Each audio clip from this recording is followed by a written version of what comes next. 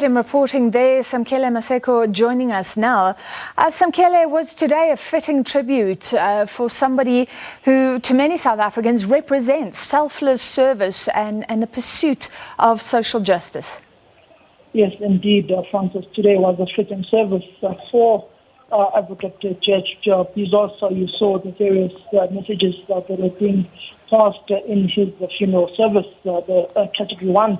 Led by government. You did hear the former Deputy Chief Justice Chris Hani speaking passionately about Advocate George Bizos and how he became his mentor at a very young age when he joined the legal profession.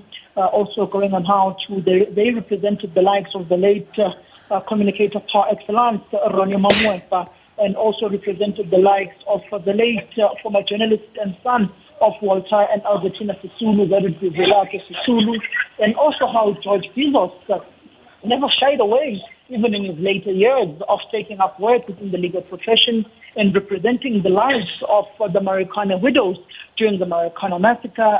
Not only was it Dikgang Moseneke who raised that issue, another speaker also raised the issue of the Marikana massacre. Interestingly, the man who was delivering the eulogy, the President of the Republic of South Africa, was also embroiled in that Marikana massacre in 2012 when he was then the non-executive director of London Minerals.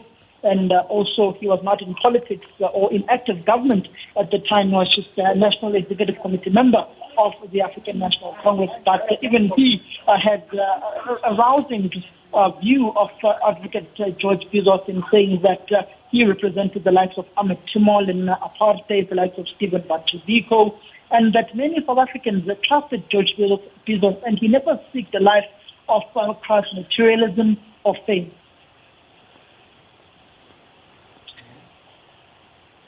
Samkele, we lost you there. You were talking about some of the eulogies today, some of the tributes to George Bizos, and would you say it was a lovely mix? There were many players involved, sort of the stately respect, Greek Orthodox tradition, and real emotion. His family members talking as well.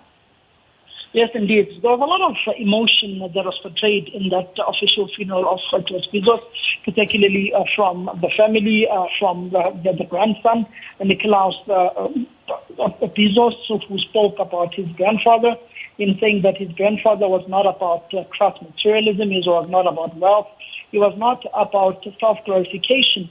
He was about finding and resolving issues of human injustice, saying that any individual that he came across, no matter their social standing in society, his grandfather would always have the utmost respect, humility, and honesty to all individuals within the country.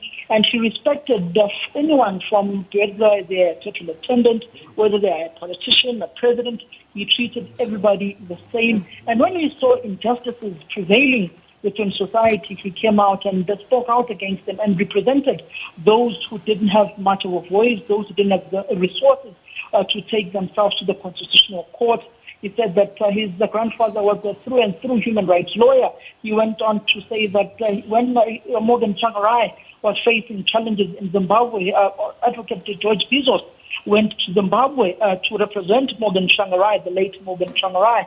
He also came back to South Africa with the former Deputy Chief Justice Dikgang Moseneke saying that when they and Advocate George Bizos took on the case to represent Winnie Madikizela-Mandela, when it was not fashionable in the Stompie murder trial, they did this against the wishes of many white people and many South Africans.